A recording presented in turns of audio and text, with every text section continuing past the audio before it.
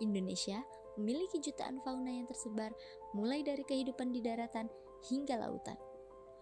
Nusantara sudah menjadi rumah bagi berbagai spesies sejak awal terbentuk di masa Mesozoikum. Pada zaman kejayaan dinosaurus, Indonesia saat itu masih berupa daerah laut yang dihuni berbagai makhluk unik. Salah satunya adalah kerabat dari Mosasaurus, yaitu Globidens. Globidens menjadi salah satu predator puncak yang menguasai perairan hangat Nusantara pada kala itu. Kali ini, kita akan belajar mengenai Globidens serta bagaimana kehidupan mereka di Laut Indonesia kala itu. Dan apa yang membuat makhluk rupawan ini menghilang? Inilah rangkuman mengenai Globidens.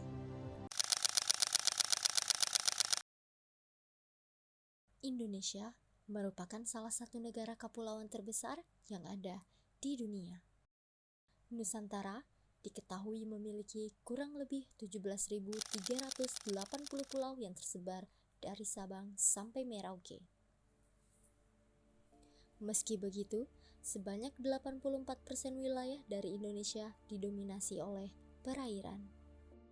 Hal ini gak lepas dari Indonesia yang dahulu kala memang berasal dari perairan pada zaman Mesozoikum. Wilayah daratan Nusantara sendiri baru mulai muncul pada akhir periode Mesozoikum. Hal ini dapat terlihat dari rekonstruksi peta budaya yang dijabarkan pada zaman Kapur Akhir. Melihat wilayah Indonesia yang masih menyatu dengan laut, kala itu Nusantara menjadi habitat dari berbagai makhluk laut purba yang beragam. Sebut saja seperti ikan coelacanth yang dideskripsikan telah hidup sejak 380 juta tahun yang lalu. Ikan ini berhasil selamat dari peristiwa kepunahan yang terjadi pada periode Kapur Akhir. Selain itu, juga ditemukan beberapa reptil air purba dari zaman Triasik di Indonesia.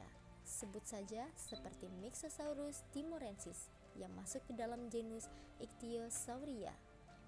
Selain itu, Nusantara juga disebut menjadi rumah bagi berbagai spesies dari genus Ichthyosauria lainnya. Namun, kala itu ada satu spesies predator puncak yang hidup di perairan hangat Indonesia.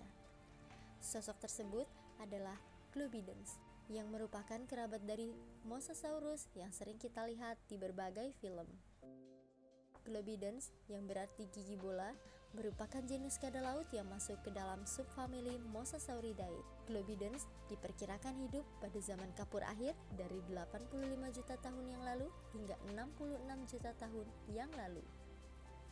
Globidens pertama kali ditemukan oleh Charles Gilmore pada tahun 1912 di wilayah Alabama, Amerika Serikat. Setelah itu, Globidens hingga saat ini memiliki 7 sub yang tersebar di seluruh penjuru dunia. Salah satunya adalah Globidens timorensis yang ditemukan di Pulau Timor Timur. Spesies ini pertama kali ditemukan oleh paleontologi asal Jerman yaitu Friedrich von Huene bersama anaknya pada tahun 1935. Fosil ini ditemukan di wilayah perusahaan minyak asal Belanda yaitu Royal Dutch Petroleum Company.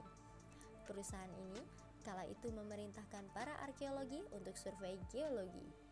Hasilnya, Erika von Huene berhasil menemukan gigi berbentuk bulat yang mirip dengan genus Globidens yang ditemukan Charles Gilmore di Alabama.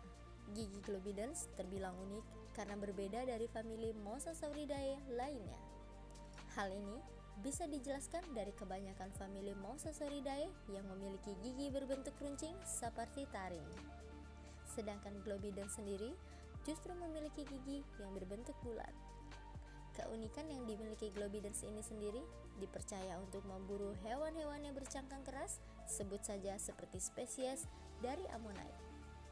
Teori ini didukung dari kehidupan reptil modern seperti caiman lizard yang menggunakan gigi berbentuk bulatnya untuk memakan spesies siput.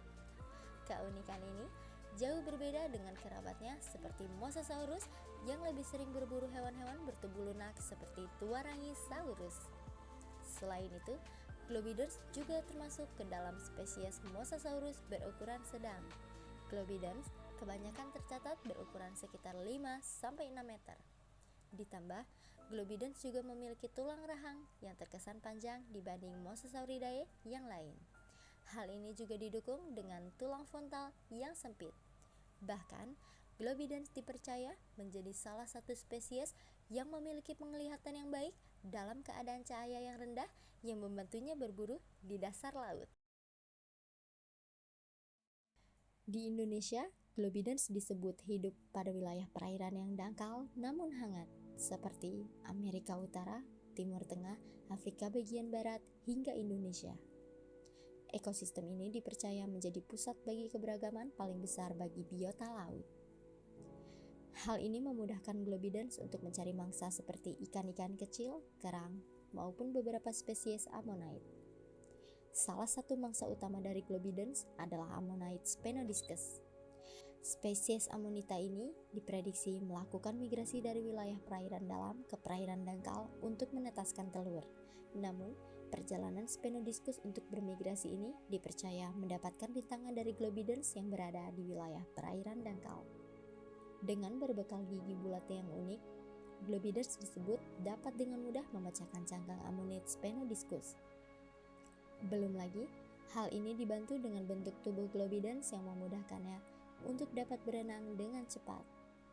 Selain gigi bulatnya, Globidens juga dipercaya memiliki rahang bawah yang kuat. Hal ini berguna bagi reptil air ini untuk memberikan gigitan yang kuat guna memecahkan cangkang Ammonite Spenodiscus. Bahkan, hal ini membuat para peneliti percaya kalau Globidens menjadi Mosasauridae terkuat dalam hal memecahkan cangkang. Hal ini didukung dengan penemuan cangkang-cangkang purba pada fosilisasi perut Globidens. Kejayaan Globidens sebagai predator puncak di perairan Indonesia sayangnya harus berakhir tragis. Sama seperti dinosaurus, Globidens diprediksi punah pada 66 juta tahun yang lalu. Peristiwa ini dikenal sebagai KPG extinction yang terjadi akibat hantaman meteor di sekitaran Meksiko. Bencana ini disebut menghanguskan 80% populasi flora dan fauna yang ada di muka bumi. Dalam sebuah jurnal ilmiah berjudul Calcium Isotopic Evidence for Vulnerable Marine Ecosystem Structure for Prior to the KPG Extinction, menjelaskan kalau bencana tersebut menyebabkan hancurnya ekosistem laut. Jurnal dari ilmuwan asal Prancis ini menemukan kalau musnahnya sebagian besar fitoplankton yang menjadi rantai makanan dasar menimbulkan kehancuran pada rantai makanan yang ada di atasnya. Padahal, fitoplankton sendiri menjadi organisme yang memiliki peran penting dalam kehidupan dalam laut karena menjadi makanan dari berbagai ikan kecil. Hilangnya fitoplankton pada akhirnya menyebabkan menurunnya populasi ikan maupun ammonite yang menjadi sumber makanan utama dari Globidens pada masa itu.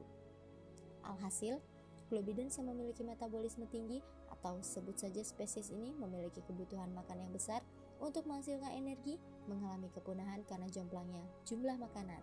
Selain itu, fosil Globidens timorensis yang ditemukan oleh Erika von Huene pada tahun 1935 juga mendapatkan bantahan dari penelitian terbaru.